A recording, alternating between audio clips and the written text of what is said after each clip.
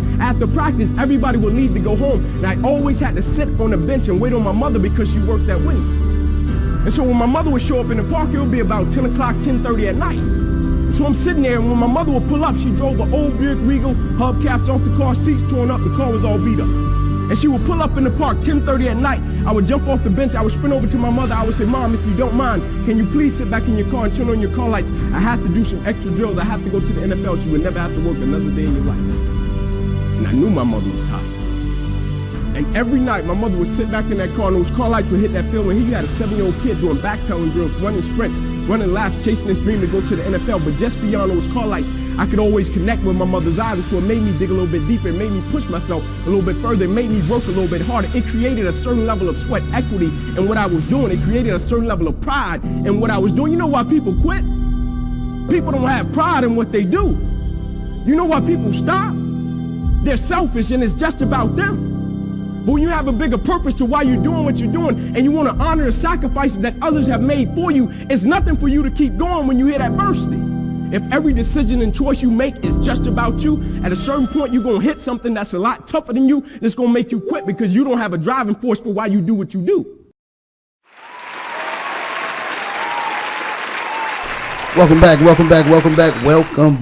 to the Staley and English show. It's your man, Coach English again. I'm with Coach Staley and Coach Kurtz. Fellas, how'd the week treat you this week? All is well. The week was great. My Redskins won a really big game against the Raiders. We got another tough one coming up against Kansas City. So everything was great.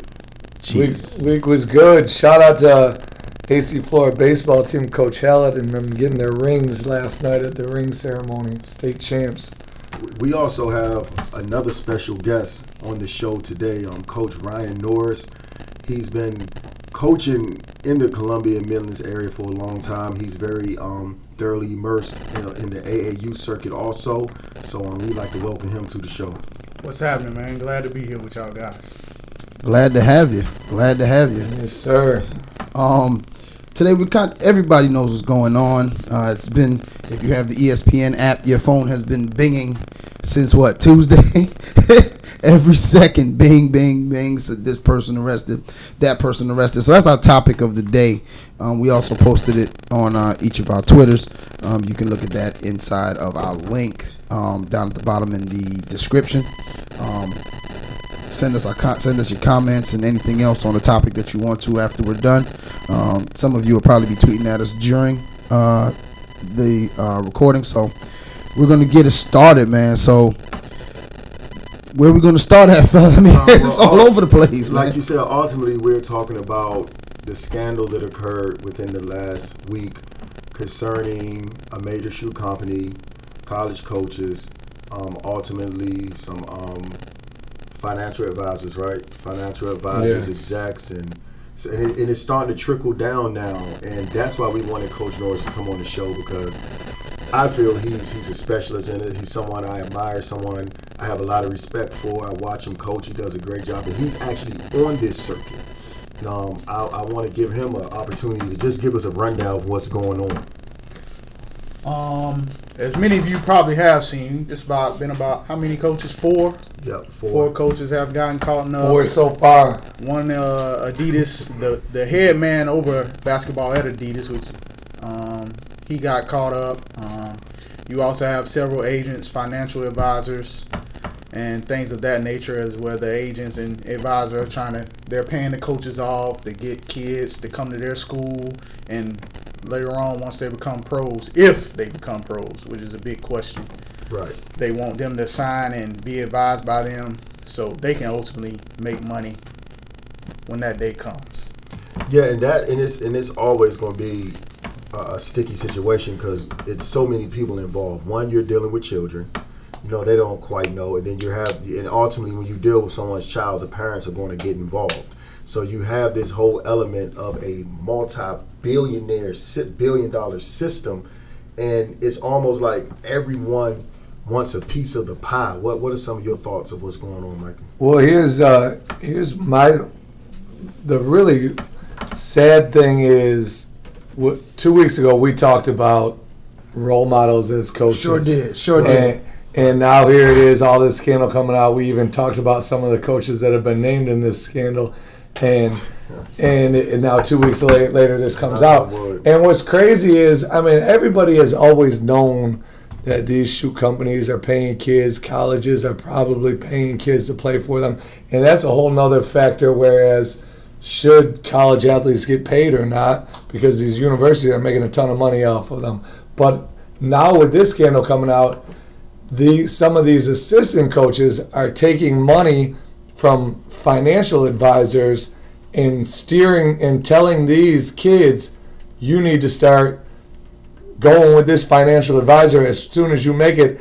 And these assistant coaches, I don't think a lot of them even know much about this financial advisor or anything, but they're just steering this kid, saying, hey, let this guy handle your money when you turn pro, just because this guy's throwing the assistant coach 15, 20 grand. And that's even going further above and beyond than the shoe companies paying the kids and the colleges paying the kid. Now this is these guys who these kids trust are saying, hey, go trust all the money you're going to make as a pro with this financial advisor.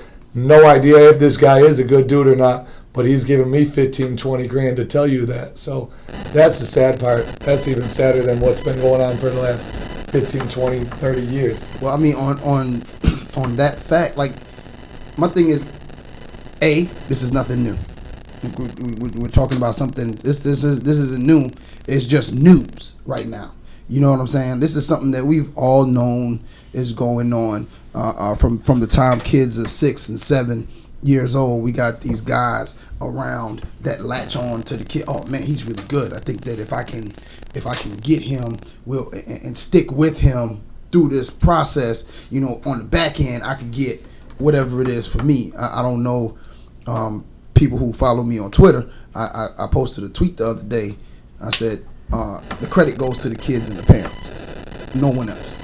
You know what I'm saying? The kid is the one that has to get in the gym. The parent has to be the one that go out here and drive them to and from practice and feed them every night and this, that, and the third. So at the end of the day, these other advisors, as you put it, Micah, come around now. Now this kid is huge and he has a following his freshman, sophomore year, and now all of a sudden these people are coming out the woodwork. Oh man, you need to come over here. You need to come over here. Put your arm around them. You know, they got guys who they won't let your kid live. Like, they will not leave their side for fear of somebody else coming in and getting a piece of the pie. They will literally sit there and make sure that nobody comes around. Like, it's like, so Ryan, what do you see? What do you see? You're out there. You're on the circuit. You're with a very legitimate, upstanding program. What do you see? As far as college coach wise, I never been in deal with agent or anything like that. Never seen any of that stuff go down. But college coaches usually, when they come to you about recruiting a kid, first thing they're gonna ask, they typicals, grades, what's he like, and then they'll go on get deeper in the conversation. They ask about family, and then they say, well, what do they need? Do they need anything? So I think that's how that gets started with the money and all that, and then you can go forward with I guess with the advisors or whoever the agent where they want to push them to go, giving the coach money and whatever that may be. Yeah, and we're trying our best not to name names, but I mean we talked about Rick Pitino on the last show about role models, and right now he's on administrative leave without pay. His lawyer has even gone far enough to say that he has been fired of what was going on. And the last article that came out, Rick Pitino is still saying that he didn't know anything about it. Everyone sitting at this table understands what goes on. This is a $1 billion industry. College sports, it's a lot of money involved. And it's almost to the point now where they're throwing the word scandal around so much. But how hard will it be to avoid this scandal when it's so much money involved, but everyone feels like they want a piece? You know, it's hard to be like, well, I don't want my piece, and I'm the reason why this kid signed this $27 million deal with y'all. You know, so it's hard, and I understand that. And then it's based off the American dream. everybody wants their piece of the pie. Let's grow. Let's make ourselves wealthy. Let's give my kids an opportunity to make it, have a better life than me. So I think this scandal, it's going to be something that's always around in college sports if we aren't careful. Which, Micah, can we kind of talk about like who's involved? Like who were some of the coaches that were brought about and so forth? Yeah, well, without going and naming names of coaches that were involved, but I mean, I think everybody plays a role in this scenario. It's the kids and their parents. I mean, if the colleges they didn't have to pay to get the kid, or if the parents weren't saying, hey, we want $50,000, we want $100,000 or to go to their school. The college aren't going to. They're not going to pay it if they're not asking for it. But they know they got to pay it to get that player, and that's one of the best players involved. So I mean, obviously the parent and the kids, they're a part of it, and then the college coaches that decide the programs that decide to pay these kids, they play a role in it. The NCAA plays a huge role in it. Whereas not paying kids to play when they're making millions on top of millions off of these kids, when not letting them guys like number one players in the country and not giving them the option if that they would be the top 5 pick in the draft right out of high school, not allowing them that option. But NCAA plays a role in that as well. The NBA, I mean, that comes down from the NBA working in conjunction with the NCAA. And I kind of, and me and Josh had this discussion before the show, I kind of fall on the opposite side of that argument when you're talking about kids being paid. It's a small percentage of those kids that actually go pro, okay? Small percentage. And there is no, the numbers are there. I should have pulled them up, but I didn't. It's a small percentage of kids that play college sports, period, actually go on to play professional. Less than 2%. Yeah, so that being what it is, I think these kids are getting paid. They're getting paid with a free education, which goes, I think, lost, period. Like some of these kids, they have an opportunity. You have some kids that could go straight from high school to the NBA, and they should have that opportunity. I don't think that opportunity should have been taken from them. Exactly. But there are some kids. There are some kids that will never touch an NBA. I agree, 100%. So they're getting paid. They're getting paid. I talk about him all the time. He gets he gets a scholarship, then he gets a refund check per semester, and then they give him money per month in his hand while having free room and board. Give me that today. 100%. I'll take that today without 100%. Student loans. Right now, give me that right now. And I just feel like, yes, the NCAA is making their money, and there could be some things they could to tweak what's happening there. But at the same time, I don't think it's that far unbalanced where a kid who has an opportunity to provide for his family, if you're that good, your money gonna come. You know what I'm saying? But why wait? I agree 100% with you. Like 95% of the kids that are playing college basketball are getting a great deal, and they're getting a free education, and they're getting that refund check. But there's also 5% that's going to go that could go straight out of high school. See, but then now, why deny them that opportunity? Yeah, well, no, I'm not saying deny them the opportunity to go pro. I'm saying I'm in agreement with you in the sense of, hey, if you can go pro, go pro. Okay, like going to take. There's a kid right now here in South Carolina that he has no business going to somebody college. Yeah. And we already unless he goes to Georgetown. We would love to have him. Why does it always come down to one of your teams? Yeah, I didn't even know you were a Georgetown basketball fan. I'm a Georgetown. He's everything DC. Fan, so anything DC is except Florida State. Except Florida State. I'm a Georgetown fan. Yeah, shout out to Springfield, South Carolina, though. But I'm just saying. I'm just saying, like it just always comes back to you and that. But like, here's the thing. I agree. Micah said millions on top of millions are being made. And some of the announcers that make the point where we should pay college players are sitting behind a desk working for a major TV corporation. So they're getting paid. That's another contract. That's so time. Right. TV contracts. You're right, Coach Norris. TV contracts are unreal. But here's where my holdup is. I guess I'm a little sensitive about this.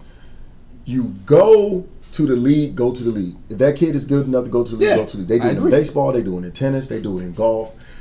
Football and basketball, they don't really do it. I understand football because the physicality of it is unreal. A kid fresh out of high school would get murdered in the NFL. Yeah. Okay? But I don't like the element, and it's only like this because you're not allowing those guys to go straight to the NBA. Exactly. I don't like the element of devaluing an education. Yeah. Okay. Especially for minorities, when you're talking about trying to close culture gaps, achievement gaps. If a kid has an opportunity to go to school for free, they have to do that and value that opportunity to learn. They do get a cost of attendance check. They do get free room and board. And at the bigger institutions, they still do get a refund check. Yeah. Now, whether it's not as much parity when you start getting to the smaller schools, the smaller D1s, because they simply can't afford to give that. Yeah. Some of them can't even afford to give the same amount of scholarships at the D1 level if you really know how scholarships work. Mm-hmm. You know, so I do understand both sides, but I do not want parents, especially if you think your kid is kind of good and they think they got a chance to make it. Don't devalue the opportunity of knowledge, because it might not be a college degree, but knowledge is important. That's why you have guys like LeBron James who has not wasted money, but then you have other NBA players and NFL players who are flat out broke after contracts because they devalue the opportunity of knowledge. Okay? Knowledge is power, as cliche as it may sound. So I do feel if those babies are good enough to go to the league, go. I make a joke. I make a joke about my sons. Heck, if they're good enough at the middle school, we out. You know, we out. So because college was shout out to Talon. The purpose of college is to make money. You don't go to college to stay there forever. The purpose of college is to make money. Yeah. So if you can do it, do it. So it's both ways. To kind of piggyback on that, because like I said, that's the argument Max Kellerman was making on First Take was the way to get rid of all of this is just to pay the college athlete. Okay, well let's look at it from a bunch of different directions. Okay, well, am I going to pay? Let's say LeBron James was to go to college. Am I going to pay LeBron James the same amount of money as I pay another kid? But then you can't. Now we get into this kid being paid this much. That's why I'm sensitive about it. You shouldn't. You shouldn't pay the college athlete. And it should be. And it's always been talked about. And baseball does it. And I have no idea why basketball can't do it. But like, you should be able to go straight out of high school to the NBA. Or if you do go to college, you have to stay. You cannot be eligible for the draft for 3 years. Yeah. Why can they not do that? Yeah. So now the LeBron James, they're not going to college. But now maybe if it's not a number one player in the country, he's foregoing college and going to the draft. So maybe those big name guys are not playing college basketball. But now they're going to college and they're going to the University of South Carolina, to North Carolina, in these schools, and staying there for 3 years, and now their fan base is getting to know them and following them, and now they can get more of a sense of team. And instead of Duke and North Carolina having all these one and dones, where you have a Kentucky, you have a brand new team every year. I don't understand why this cannot be done in basketball. See, well, here's the thing make sense as well, because now, shoot, what am I really teaching this kid? This kid ain't coming to school to go to class. He ain't going to nobody's class. Whose class? He might go. They're going to class. What? Yeah, those one and dones. Those one and dones. They have to go to class. They're going to class their first semester. Yeah. After their first semester, they're not going. That's what I'm saying. Like because they're declaring themselves eligible in March. They're going to make it to the second semester. So they're going for one semester. So they're not even one and dones. They're half and dones. I mean, but at that level, like literally, like if I was not as close to a situation as I am, I would know that half the stuff that they do for the athlete, like legitimately, he walks to his locker and everything he's supposed to have done is there. Sometimes papers be written already. Like it's not. And there was a kid years ago that ended up from a school here going to Syracuse. They said they had to have somebody go to his room and wake him up and take him to class every morning. Because I mean that right there though happened before he got to Syracuse, boss. Because if you plant those seeds the correct way and fertilize them thoroughly, that child is going to know what he's supposed to do starts early. You know, it starts But early. and then that goes back to which gets into this though, and I want Coach Norris to hit me what you think early. You know, well, who's at fault? Ooh, Great question. Who's Great at fault? question. All of this going on, whose fault is it? You know, I was reading an article, I think maybe Wednesday. It was about the NCAA. That's who I'm blaming. I'm blaming the NCAA and probably those agents and runners. okay. Which the agents and runners, they're allowed to do that. They're allowed to go on campus and talk to the kids and coaches, build a relationship before they can have their business going forward if they're able to turn pro. You might not go to the NBA. You might be playing overseas. They Right. still might want you to be up under them. Right. But I blame the NCAA, I say agents and runners, and also shoe companies. I don't know if you guys know this, but shoe companies and the NCAA basically work hand in hand. Just like we was talking about those TV contracts. Oh, yeah. They have contracts also with the shoe companies. That's why I wanted you here. They also have those with the shoe companies. And NCAA making billions and billions of dollars. So if I'm a shoe company, I'm the director, and let's say I'm over Louis, I'm at Adidas, and you got Louisville. I'm paying them for 10 years. I'm giving them $160 million. I think Right. that's their deal. Right. So why wouldn't I tell my director of the head of basketball, you know, we want this kid. Let's find a way to get him there so we can get him in our apparel. And that, like y'all say, build his fan base. Now you got people buying Louisville Adidas apparel. And then later on, he's going to sign with us eventually if he's a pro in the NBA. And then we can push the shoes out and we're making money. That's ultimately what they want. And that's exactly what happened in this, where that player that signed with Louisville, him and his family was demanding $100,000 or asking for $100,000. Louisville was ready to pay it. They were having trouble figuring out how to funnel that money, and they said, Let's go with this coach at Louisville, not naming his name, nobody swings a bigger stick at Adidas than this coach. All he has to do is make a call to Adidas, and we can get this $100,000. And it happened. That's exactly what happened. And so I like that, Ron, because you just threw me for a loop. The NCAA is working close with the shoe companies, but the NCAA never makes themselves seem like they're affiliated like that. Yeah. And then, but if you really think about it, NCAA, the people that work within the NCAA have beautiful paychecks. Okay, but you're saying your belief is keeping the sanctity of the amateur sport safe.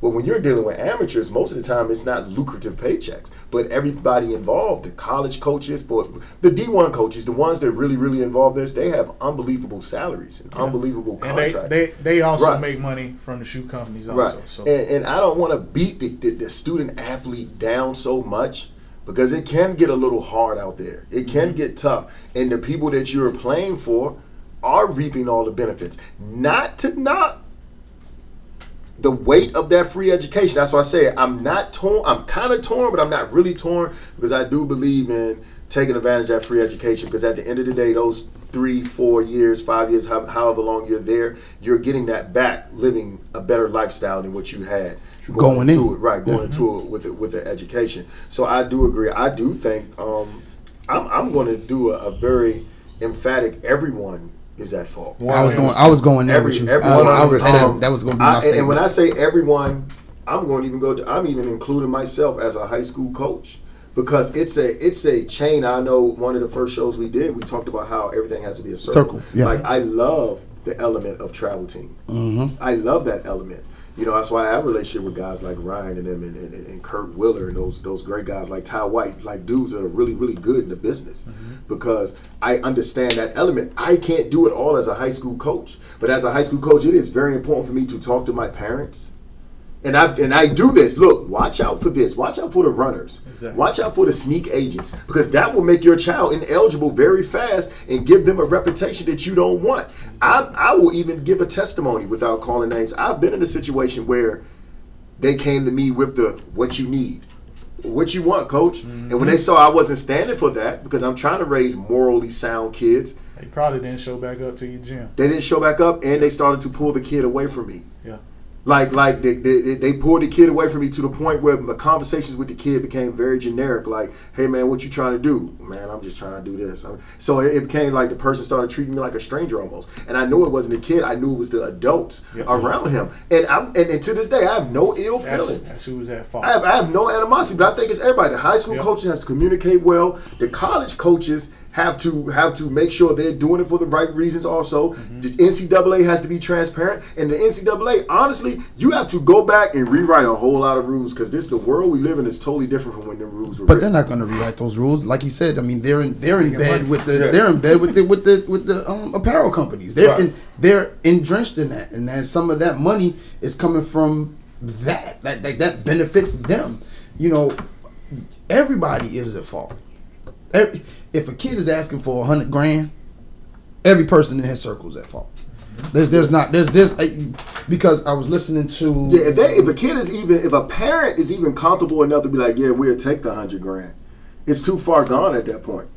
Yeah. That's dangerous. I was listening to the Greenberg show, and he said that there's something that the kids are the victims in this, and that's what the FBI is pretty much saying. The kids are the victims, and his point was, well, shoot, if a kid is asking for the money, the college didn't say they would give it. They didn't come to him saying, hey, we want this money. The kid is asking for the money. How is he a victim? Yeah, if they say, hey, I want to go to your school for free, the college is going to say, no, we're giving you $100,000. So the kids owe a problem. What makes the kids the victims? What makes the kids the victims is they don't know any better.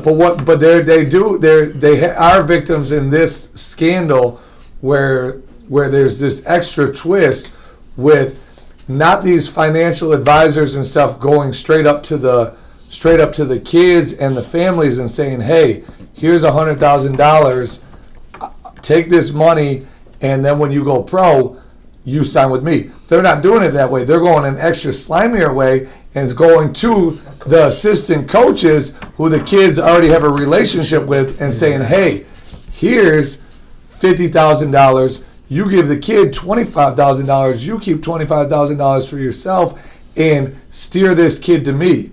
Where now it's a little bit slimier where now this kid has a relationship with his assistant coach. What his assistant coach tells him, he's going to trust. Yeah. And really, the ulterior motive why this coach is telling him it is because he's getting paid. So that's an extra. That's what makes this story different than what we've all known has been going on forever. Yep. Is now it's just an extra layer of shadiness. I mean, article I was reading on Sports Illustrated, they were like, I looked up grassroots. And just kind of, they said it was, EYBL created it as a way, Nike created the EYBL as a way for the kids to put the shoes on those kids' feet. So that once because it's only for the elite kids. So these are that percentage of people that have an opportunity to go pro.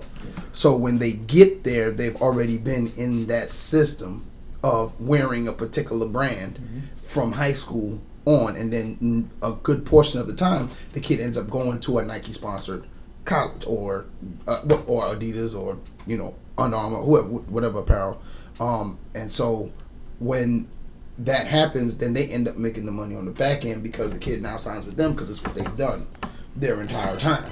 And personally, I don't believe that that's why grassroots basketball was invented in the first place. I think that it was a place for your kid to help with their recruitment, of course. I think that it was a way for your kids to continue to play year round because it gave them an opportunity. Because before EYBL and all of that, I mean, kids were playing summer ball. I remember, I didn't know anything about it EYBL when I was in high school. I think the diamond or the jewel of the shoe company grassroots system is the fact that it gives basically an overwhelming majority of the elite athletes the opportunity to play on the big stage. Yeah, because I agree. I mean, but what I'm telling you is, and the reason why I don't want to see the shoe company element go away, because a lot of these kids can't afford to get on that platform. It allows that athlete from that household who just doesn't have it to still be able to get the same opportunity as a kid in a situation like a Steph Curry, who dad played in the NBA. Because Ryan, you see it all the time. When you're on the circuit, you see pro kids, you see kids who parents you would never have an idea of who they are. So the shoe company does provide that, and I am not mad at the shoe company for promoting their brand. Do that. That's how you stay abreast. That's what you're supposed to do. But where the problem comes in, and I said this a while ago, the shoe companies have to do a much better job of policing who they enable to promote their brand. True. That's when it gets greasy. But we need this. It's needed. It has to. These babies want to be seen because I always bring up my sons. If them dudes ain't good enough to play for a sponsored team, I'm not spending all my vacation money traveling the road. They got to get in the gym. They got to work. And thank you, Nike. Thank you, Under Armour. Shout out to Under Armour. Thank you, Adidas, for the opportunity. And like Micah said, Coach Kurtz said the other day, like, they're teaching these kids to want to live an NBA lifestyle, like these greasy guys, before they even earn it. And you gotta be like Kung Fu Kenny. Be humble. Sit down. Like, wait for your opportunity. But most people aren't humble enough to eat that pie and just wait for their chance. So how can this be fixed? How are we going to fix it? Like, what can be done? I think I don't know if there is a fix. I don't even think there's a fix for it, because it's so deep entrenched into it. Like, even if you kick over every rock, clean out house, this, that, and the third, outside of doing background checks on people, that ain't even going to clear. Because if you got hundreds of thousands of dollars in and out of an area of a person's hands, if they wasn't like that before, it starts to get tempting. You know what I mean? And I don't think there's a legitimate fix, like to say, okay, we can do this, we can do that. I've heard a number of different ways. I've heard pay the athletes coming in. I've heard get rid of this, or turn around and pay them here, or figure out a way. It's just so many other ways that people are trying to figure it out. Just figure out a way to clean up what you already got. You may have to get the people out that's in. Let this thing run its course. Here's what I think. Let this thing run its course. Let the investigations happen. Let who they pick up. The companies rehire people. They do some interior investigating themselves into their books, making sure to come clean with everything that they possibly can come clean. That they find themselves. Be proactive. Clean house, and then start it back up. You already have something. You already have a brand. Like, you already have something that's built. All right, so it doesn't make any sense to tear it down and just go tuck your tail and run. Because like you said, Josh, like, I agree with you in the sense of, shoot, they give them an opportunity to play on a stage that they might not necessarily have an opportunity to play on, because they don't have the funds or the means to do so. So there, I agree with you. So it makes no sense to tear the model down.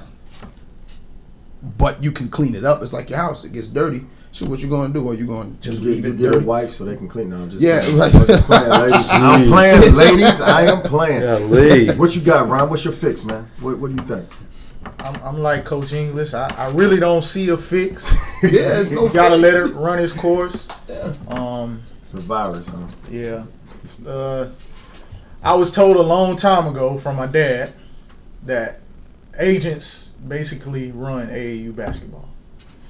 And I seen it firsthand, because right. I don't know if you guys know this. I'm sharing with everybody. But I was blessed to play with John Wall, Ryan Kelly. I played with those guys on the AAU circuit. So, and I didn't know till maybe 2 years I was into college that my team was coached by an agent.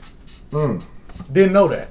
Right. So I kind of seen it firsthand, and the more that I work with it, I've been in the AAU game for 5 years now, and I see that this team is ran by this agent, this team is ran by this agent. Kids even, I've heard some instances of kids even getting money to come to a certain company to play for that team. So I really don't know the fix for it. I couldn't even tell you, but I think we have to let it run its course. The FBI is going to do a great job, as we know, investigating, and chips will fall You'll see some. I'm hearing that you'll see some of the bigger name coaches gonna fall too. Yeah. And just don't think it's Adidas. No, Nike's coming. Oh yeah. And Under Armour's coming. Yeah, it's some stuff. Michael, what do you think, bro? I mean, I agree with both Coach Norris and Coach English. Obviously, it's a major problem, and the fix is there's no quick fix at all. I think at the grassroots level, at the AAU level, at the high school level, I mean that's a very, very, very difficult fix.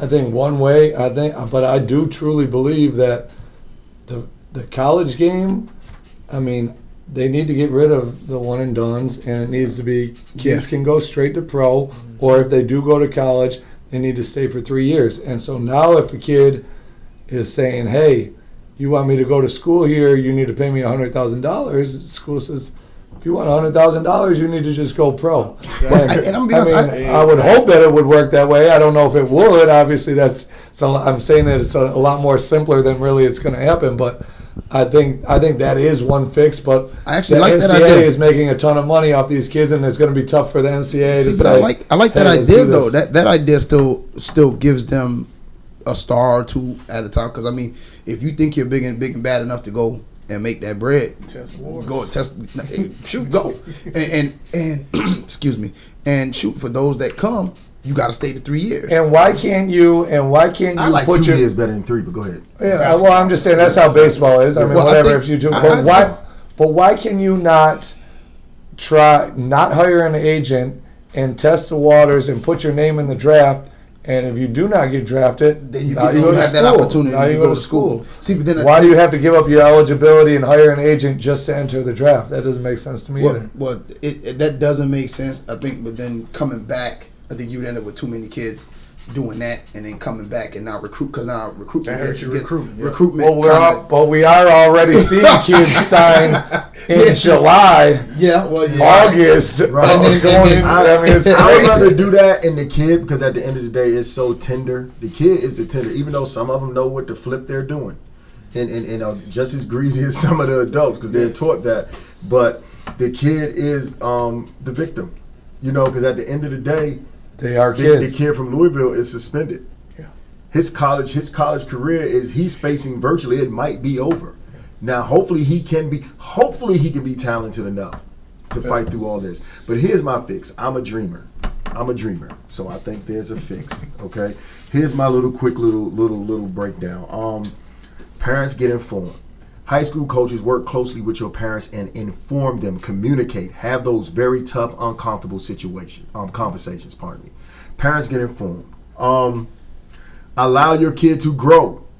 My wife made an unbelievable point. We're people of God in this household. We try to live right. And she's like, God doesn't give you all your blessings at one time because you wouldn't be able to handle them. You would probably die from excitement. Yeah. Allow that kid to receive their blessings throughout the process. They don't have to get that bag in the beginning. Like Coach English said, if they're good enough to get that bag, they're going to get it. Allow the process to occur. Be strict on your kids. Watch your kids. I got a question for you, Coach. So how would you tell, like you say, work closely with the parent and tell them, these are steps you need to take. You don't need to take no money. But how would you tell a single mom or maybe has 3 or 4 kids and that kid, she has one kid that's very talented, got agents calling her, shoe companies, this coach, that coach calling her. How would you handle that situation? I mean, this is America, and it's hard as hell out here, and it's still a choice at the end of the day. The choice is this. All right, do my kid go to college? We fight off the temptation, and it works out for us. Hell, get the $2 million insurance on your knees that Raymond Felton and those guys had when they went to North Carolina. If it doesn't work out, that still puts you in a better place. But I do think the which gets into, I think the moral element outweighs that quick fix. Like, and I'm gonna try to finish because Brian took the words right out of my mouth, it was hard. Like, so you allow your kids to grow, because the financial game will come. And then college coaches, get back to your roots.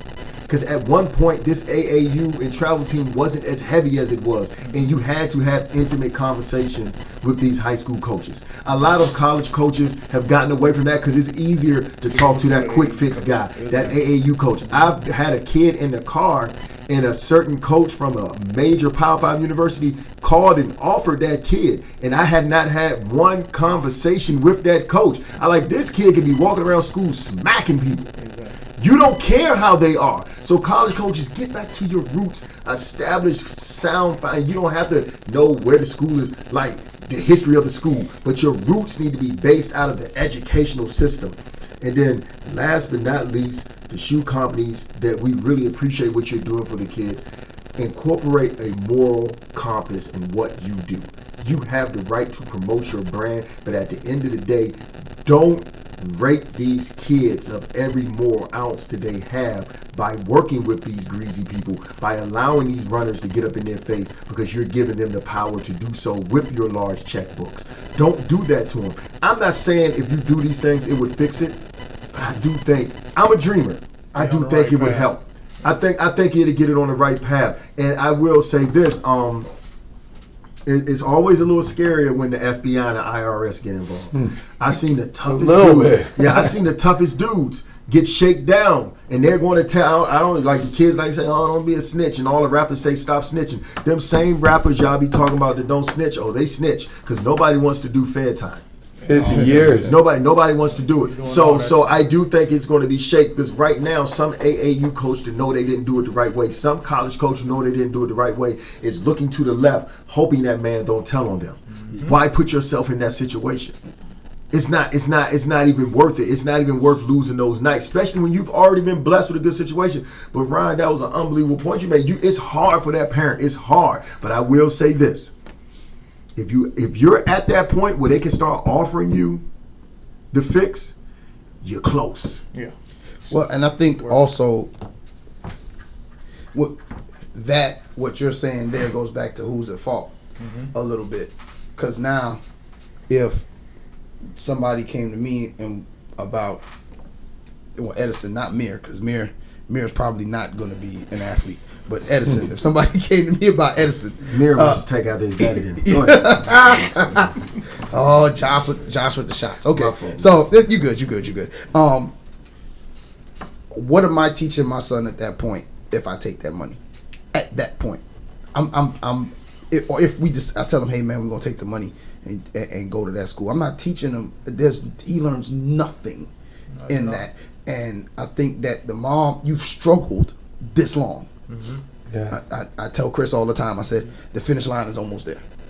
The finish line is almost there. If it's a point where they are talking about you to that point, the finish line is right there. Just keep grinding. You're almost there. And if a kid is good enough to take that money right now, all he has to do is play 1 year, and he can go and get that money the following year. You know what I'm saying? And that's the thing that bothers me about when we talking about who's at fault. The whole situation, it's a little bit of everybody. It's a little bit of everybody. And I like what you're saying there.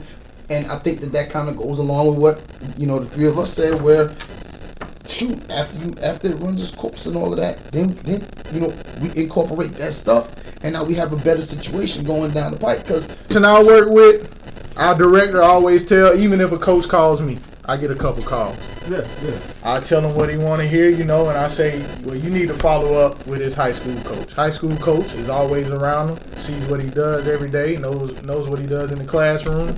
So he can give you a better gauge on the kid than I can. I'm only with him, let's say, 4 months out the year, and we're not together there every day. Right. It's every week. 4 weekends every weekend out of 4 Ryan, months. but what did I say at the beginning of the show, Ryan? You work with an upstanding program. Very Y'all true. been taking, and I appreciate you. I ain't buttering you up because you're sitting over there, brother. Y'all been taking care of my kids for a long time since I've gotten back on the boys' side. Multiple kids, am I wrong? Oh, yeah. Multiple kids. Y'all been taking care of multiple kids. Those guys sign, they go to school, and their mamas and daddies ain't got to pay. Y'all do it the right way. Kurt does an unbelievable job, and he always emails me and texts me and keep me abreast of what's going on. You know what I'm saying? He does a great job. So y'all do it the right way. And I think it's an overwhelming majority of more people doing it right. But like we said, Oh, yeah. But that small negative gets the news. And I tweeted not too long ago, we got to stop giving these negative people the loudest mouthpieces. We got to stop doing that. And that's key. I mean, but it's tough. Negativity sells. Negativity sells. I mean, people like to see people lose. People like to see people not do well. So that's what sells in the media. That's what the media is all about. Well, I mean, because if it was positive, it isn't news. Nah. You know, my grandmother used to say, "You don't get credit for stuff you're supposed to do." Well, it's all about what you promote. I want to feel good. I don't even watch your news because I want to feel good. At the end Coach of the day. Staley before the show was talking about how he's trying to eat healthy. Right. I'm getting attacked because I want to eat broccoli and some bag of chips. Why are you eating healthy? He ain't really eating healthy, man. No, you see, here you go again. I'm actually eating healthy. He's drinking light apple juice. I think that's about the extent of it. Light apple juice. 12 pounds. I'm doing no sugar during the week, but here's the thing. Here's my greasy comment for the week. You know, outside of that, Coach English is a Giants fan. That's why he's miserable. Oh, misery loves. Yeah. Shout Okay. out to the Bills. Shout out to the Redskins. Coach Norris is a Raiders fan, and we waxed that tail a little bit. So see, it always goes back. Nah, here's my greasy comment. Here's my greasy comment to this brother that just signed the largest I was going to shout him out too. NBA history. Shout out to Russell Westbrook for being a god doggone new old school trailblazer, if that makes any sense to you. He stuck with his team. He got a big payoff, and I respect that. But here's Russ. I don't know if you're ever going to hit this, Russ. If y'all know Russ, tag him, retweet him. Russ, if you need a hype man, if you need somebody if you ever feeling down and you 2 for 8 from the field, I will be that guy, Russ. You can't do no wrong. And I work for a simple fee every month, Russ. I'll be there for you. Personal coach. Keep shooting it, Russ. You ain't got to pass it to him, Russ. That was your rebound, Russ. So whatever it takes. Whatever it takes, man. But we're going to go ahead and bring this show to a close, man. Shout out. Russell Westbrook. Yeah, shout out to everybody for the retweets, the shares. Coach Harlan, Ryan Lell, our trainer, all of my Facebook family, Coach Reggie Murray, who be sharing all the time, Coach Smith. A lot of people give us shares, man. We really, really appreciate that. Al Troy, man, thank you for sharing that all the time. We really appreciate it. And we will be getting back to you soon. Hopefully we can have Coach Norris on the show again. I think he did a phenomenal job. Oh, yeah, great job. Really, really enjoyed him. He coaches with the Upward Stars travel team. He's an assistant coach on one of the, like my oldest son said, perennial programs in the state of South Carolina, Keenan High School. His dad, Zach Norris, does an unbelievable job. Yeah, definitely. So we really, really appreciate him being here. They do it the right way. They run an unbelievable program. So thanks a lot, man. Yeah, want to give a shout out to Brandon Pearson, kind of like the show's advisor. He's kind of been advising us through this poll process and this podcast, so just want to give him a shout out. And shout out to Daniel Middleton for sharing all the time. He always hits me up and says, "Hey, bro, good job, good show, enjoy listening." Other than that, Coach Ryan Norris, anything you want to say? I'm going to give a shout out to God first. That's what my Yes, mom sir. told me. Amen, boy. She always taught me to do that. Amen. Oh yeah. Shout out my family, my wife, my son. Shout Hey, out Upward newlywed Stars. over there, boy. Newlywed. Shout out to Upward Stars. Kurt takes care of me. We also gonna have the email for the Upper Stars in the description of the show, so you can hit them up if you're interested in your kid possibly playing or having an opportunity to find out when their workouts are. And definitely a shout out to Keenan, my dad, showing me the ropes. Coach Kurtz. You gotta set it all. Shout out to God. See you next week. Can't be God, baby. Hey, once again, it's the Staley and English Show. You want to be a part of the conversation? Go ahead and email us at the Staley and English Show. That's AND at the Staley and English Show at gmail.com. You could also hit us up on Twitter. All of that will be in the description. Hey, like on iTunes, like it. Put us through the reviews. Comment, share on Facebook, Twitter, Instagram. We're on all mediums. Once again, it's the Staley and English Show, and we out of here. Peace. Yeah. in the summer heading into my junior year. I still remember the day where I was sitting in our film room and I was watching film on the California Bears. My defensive backs coach, Larry Slade, came in the room. He said, Inky, I got some good news for you. I dropped the clicker. I said, what is it? He said, man, you're a projected top 30 draft pick, son. He said, all you have to do is play the next 10 football games. You're an automatic multimillionaire. I went out of the room. I called my mother and my grandmother on the three-way. I said, after this season, there will be no more struggling. I said, we would never miss another meal. I said, we would never experience another Christmas where we have to stand on the side of the curb and just be grateful. And I hung it up. First football game, I went out and played great, got an interception, shut Cal down. Second game, we're playing against Air Force, got late in the game, fourth quarter, guy dropped back, he threw the ball to a receiver coming out my sideline. Me and the guy, we went head on. As soon as I hit the guy, I felt as if every breath in my body left. Body went completely limp, fell to the ground, I blacked out. Never happened to me before. When my eyes opened, I'll never forget, my teammates ran over, they said, Ink, get up, let's go. I said, I can't. I said, I can't move. He said, what do you mean you can't move? You're our lockdown corner, man, we need you, let's go. I said, I know, man, but this time I can't move. I flipped my head up to the sky, I said, God, I said, surely nothing has happened in this moment that can alter my life. They got me over to the hospital, they took me back, they ran CAT scans, they brought me back into my room, and all in a 15-second time frame, the doctor came running in from the opposite side. He said, hey, get in there, we got to rush this guy back to emergency surgery, he's about to die. I said, what? He said, son, you have busted up subclavian artery in your chest, you're bleeding internally, we have to rush you back, take the main vein out of your left leg, plug it into your chest in order to save your life. When I opened my eyes from recovery, the same doctor was over me. He said, son, has some good news and some bad news for you. I said, you got some bad news for me? I had to tell him I was about to die. I'm still alive. How bad can it get? I'm still here. He said, the good news is we saved your life. I said, thank you, sir. He said, the bad news is, Ink, you have nerve damage in your right shoulder. I said, okay, cool. He said, but son, it's a strong possibility that you probably can never play the game of football again in your life. I said, no way. I said, no disrespect to you, Doc, but I've been working for this ever since I was 7 years old. I said, no disrespect to you, Doc, but you wasn't in the park with me and my mother when I was 7 years old and she was sitting in that Buick she got done working at Wendy's. No disrespect to you, Doc, but you didn't come up in that two-bedroom home, 14 people sleeping on the floor. No disrespect to you, Doc, but you didn't miss those meals and stay focused and never made an excuse. I never cheated.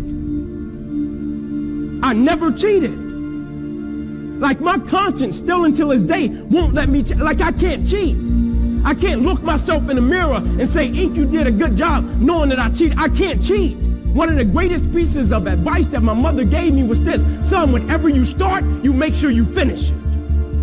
And the problem with the world today, people get involved with things, and if they don't like a certain person, if they don't like the process, if it's not what they thought it was, they quit. And what they don't understand about quitting becomes a habit that doesn't just affect you. Later on in life, when you get a wife and you get some kids or you get a family, it's going to come back to hunt you, and it will one day affect them. That is why I tell you the process is more important than the product. It's not even about the outcome for me. It's about, can you take pride in what you do as an individual, and every night when you look in the mirror, knowing that you gave everything you had to it. And we have to get to the point where we're willing to impose our will on certain things. Impose your will on it. My life totally changed. And they gave me an opportunity to stop. And most people, when you give them an opportunity to stop while they're chasing something, they take advantage of it because they feel as if, man, why did this have to happen to me? I felt as if, why not me?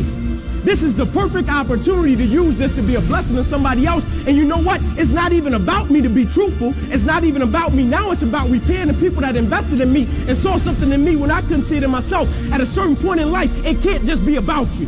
And the moment that we understand that, and every day we wake up, we understand that life is a blessing and life is a gift. And if you were to check out today, how would you want to be remembered? It's bigger than you.